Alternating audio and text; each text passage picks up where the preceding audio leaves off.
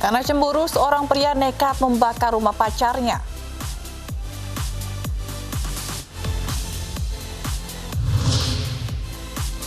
Pemprov DKI Jakarta gandeng TNI Polri dalam penerapan PSBB yang berlaku besok. Pendakwa Syekh Ali Jaber ditusuk orang tidak dikenal di Lampung.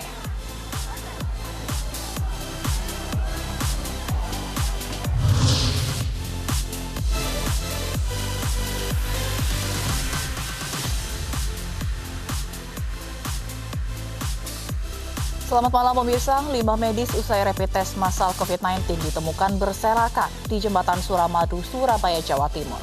Bersama saya Fazilah Khairunisa, inilah Ainis Malam selengkapnya.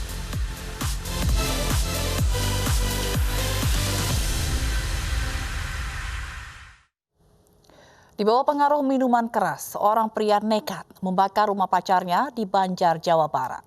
Aksi pembakaran terjadi setelah pertengkaran antara keduanya melalui sambungan telepon.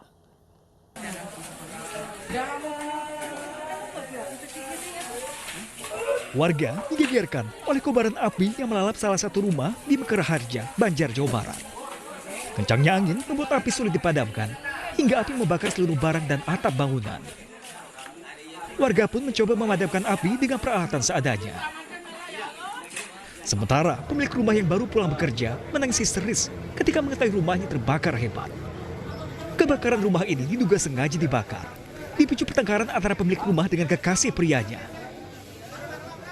Bahkan sebelum terjadi kebakaran, pelaku yang tengah terpengaruh minuman keras mengancam adik pemilik rumah akan membakar rumahnya. Karena kan yang punya rumahnya itu pergi kerja. Nah, kerja. Jadi dia itu katanya, tadi kata adeknya Nia, katanya dia itu nelpon ke Nia. Pokoknya kalau kamu nggak pulang, rumah kamu akan dibakar. Katanya gitu. Berarti kan udah ada perencanaan. Nah. Sementara pelaku telah diamankan setelah sebelumnya nyaris jadi sasaran amukan warga setempat. Kini pelaku pun dibawa ke Mapolres Banjar untuk dimintai keterangan. Dari Kota Banjar, Jawa Barat, Aceh Muslim, Ainis melaporkan. Diduga akibat puntung rokok, sebuah unit di Tower Apartemen Sentra Pulau Gebang, Cakung, Jakarta Timur terbakar. Api berhasil dipadamkan setelah 1 jam dengan mengerahkan 10 unit mobil pemadam kebakaran.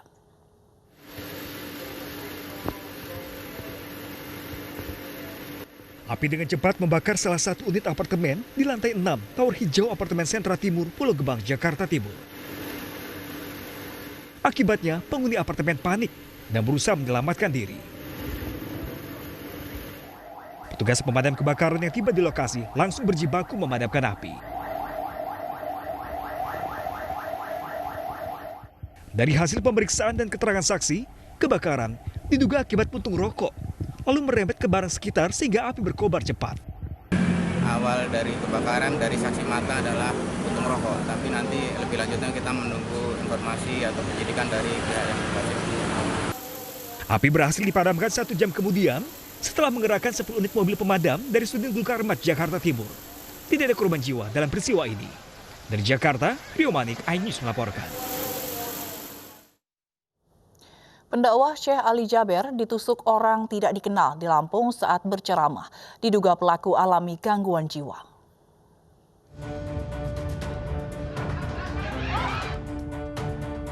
Pendakwa Syekh Ali Jaber ditusuk saat sedang mengisi ceramah di Masjid Falahuddin Bandar Lampung, Minggu sore. Video detik-detik penusukan orang tak dikenal ini pun terekam kamera warga.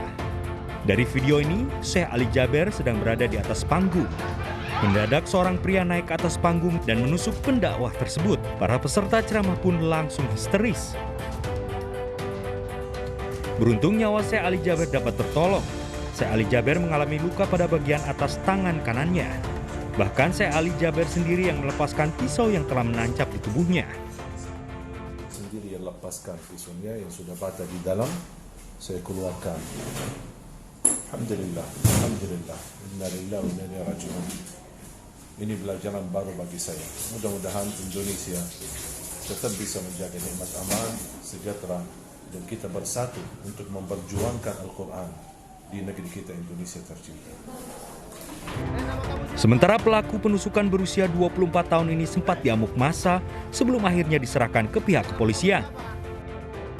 Dari keterangan orang tua, pelaku diketahui alami gangguan jiwa selama 4 tahun terakhir ini. Namun polisi tetap akan melakukan penyelidikan hingga motif penusukan dapat diketahui. Tim Liputan iNews melaporkan. Polisi masih selidiki motif pelaku penusuk penceramah Syekh Ali Jaber. Untuk informasi selengkapnya, kita akan bergabung dengan Kabid Humas Polda Lampung, Kombes Pol Zahwani Pandra Arsyad. Pak Pandra, sudahkah diketahui motif penyerangan Syekh Ali Jaber? Baik, terima kasih. Assalamualaikum warahmatullahi wabarakatuh. Selamat malam para pemirsa iNews dengan Mbak Zila. Saya dapat menyampaikan bahwa benar telah terjadi kasus penusukan terhadap seorang penceramah di Masjid Falahuddin yang beralamat di Jalan Samin nomor 45 di Tanjung Karang Barat, wilayah Kota Bandar Lampung. Kejadian ini adalah kejadian di mana mengakibatkan seorang penceramah atas nama Syekh Ali Jaber berusia 44 tahun. Beliau pada saat hadir ini adalah sebagai penceramah dalam kegiatan acara wisuda Hafiz Quran. Jadi kegiatan ini memang dilaksanakan di sekitar areal pelataran Masjid Falahuddin. Pada saat 15 menit pertama dari pukul 17, 15 menit pertama telah terjadi interaksi antara Syekh Ali Jaber dengan para jemaah dengan memberi kesempatan kepada para jemaah untuk melaksanakan kegiatan foto. Jadi ada permintaan Syekh Ali Jaber untuk memberikan kesempatan kepada jemaah untuk foto bersama dengan beliau dan silahkan ada yang punya foto. Nah pada saat ada yang mempunyai handphone dan bisa berfoto dengan beliau, tiba-tiba datanglah seorang laki-laki ya berusia sekitar 20 tahun lebih, ya menggunakan kaos warna biru, tiba-tiba menghampiri atau mendekati ke panggung dan mendekati ke di mana Syekh Ali Jaber berada. Nah pada saat itu Syekh Ali Jaber agak sedikit curiga dan dengan tanggap segeraannya langsung menangkis daripada senjata tajam yang mengarah ke tubuhnya. Sehingga mengibatkan dengan tangkisan itu ada luka di bagian bahu sebelah kanan. Itu Mbak yang kejadian, pasca kejadian. Dan pasca kejadian itu Syekh Ali Jaber sempat dibawa oleh petugas, artinya dengan panitia dan para jemaah untuk dilakukan pertolongan pertama dan dilakukan di salah satu tempat pertolongan pertama di Puskesmas Gedong Air dan dilakukan tindakan medis dan alhamdulillah saat ini Syekh Ali Jaber sudah dalam keadaan stabil, sudah kembali sehat dan kembali beraktivitas seperti biasa sambil beristirahat di akomodasi. Dan pada saat yang waktu bersamaan tersangka AA ini sudah bisa kita amankan bersama para jemaah dan para panitia. Dan sudah dilakukan pemeriksaan atau tengah berlangsung pemeriksaan terhadap motif daripada diduga pelaku penusukan ini dan sudah kita amankan tersangka berikut barang bukti berupa sebilah pisau yang bergagang kayu. Demikian Mbak. Jadi sejauh ini motifnya belum diketahui Pak? Ya, yang jelas sekarang untuk identitas daripada tersangka AA ini memang tinggalnya adalah di wilayah tidak terlalu jauh dari lokasi masjid ini. Untuk kesehariannya seperti apa, pola perilakunya seperti apa, itu yang kami dalami. Sampai betul-betul nanti kita mempunyai alat bukti dan barang bukti, termasuk nanti saksi ahli yang akan kita minta untuk mengetahui kejelasan seperti apa daripada tersangka ini nantinya. Baik, dan dari hasil pemeriksaan sementara Pak, apakah diketahui adakah yang mengkoordinir pelaku untuk melakukan aksinya? Ya, artinya sampai keterangan pada malam hari ini tidak ada memang motifnya, artinya memang dari keyakinan dia sendiri saja sebenarnya Pak. Belum ada yang namanya menggerakkan dan sebagainya. Karena pada saat itu tersangka ini berbaur dengan sempat berbaur dengan para jemaah yang lain, namun tidak menggunakan pakaian muslim atau pemakaian gamis dan lain sebagainya. Itu saja Pak. Kalau keterangan dari saksi Pak melihat gerak-gerik pelaku gitu sebelum melakukan aksinya? Maksudnya saksi-saksi di lapangan? Iya. Atau saksi korban? Saksi di lapangan, begitupun saksi korban Pak. Apakah ada keterangan yang melihat gerak-gerik pelaku yang sudah mencurigakan begitu sebelum akhirnya dia naik ke atas panggung? Jadi memang Ustadz Syekh Ali Jaber ini kan Ustadz yang cukup ya cukup dikenal oleh ini ya para jemaah ya. Jadi memang semua tertuju perhatian itu kepada ceramah yang akan disampaikan dalam tajuk ataupun tema yang berjudul menyiapkan diri gitu intinya. Jadi semua tertuju ke sana sehingga keberadaan tersangka berada di tengah itu tidak terlalu mencurigakan oleh para jemaah yang ada di sana karena semua berbaur di sana, baik itu dari masyarakat umum maupun jemaah yang yang menggunakan pakaian gamis karena itu beradanya di luar ya di halaman di sekitar halaman Masjid Falahuddin, Pak, bukan di dalam masjidnya. Oke. Baik. Karena Lalu kita Pak, menjaga protokol kesehatan itu barangkali dari pihak panitia demikian, Pak. Jadi di halaman terbuka itu, Pak. oh baik Pak. Lalu ada informasi bahwa pelaku ini mengalami gangguan jiwa, Pak, benar?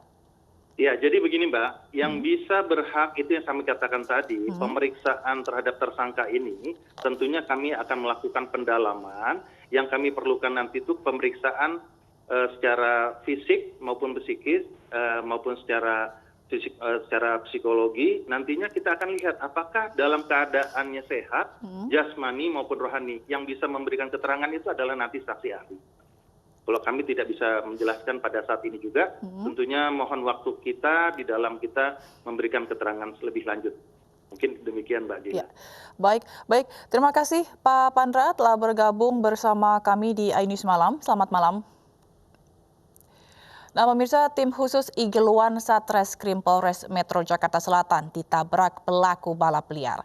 Sementara jelang penerapan PSBB Jilid 2 di DKI Jakarta, sekelompok anak muda justru berkerumun dan tidak menerapkan jaga jarak.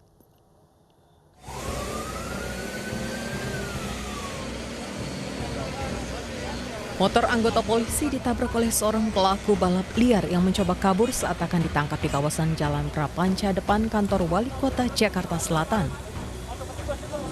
Kenapa nggak tahu? Kita juga suara toa, ini keras. Kalau anggota saya kenapa jauh? Pelaku mengaku nekat menabrak polisi karena takut akan ditangkap dan melakukan aksi balap liar untuk kebutuhan konten YouTube.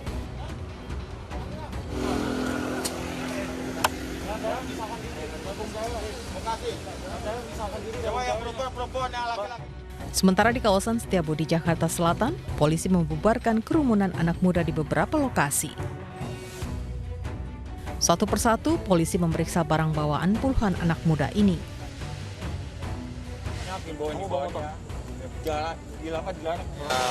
Di masa PSBB gini masih banyak orang yang berkumpul-kumpul, tidak menghiraukan masalah kesehatan COVID-19. Bahkan masalah ada lagi yang salah satu oknum dari katakanlah dia seorang paramedis. Dia tahu paramedis. Selanjutnya, para pemuda yang berkerumun ini diberi hukuman push up dan diminta untuk tidak berkerumun serta patuhi protokol kesehatan di masa PSBB ke depan. Dari Jakarta, Helmi Sajangbati, iNews melaporkan.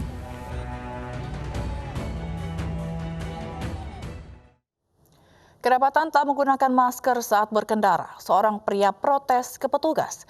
iNews Malam segera kembali dengan informasi selengkapnya.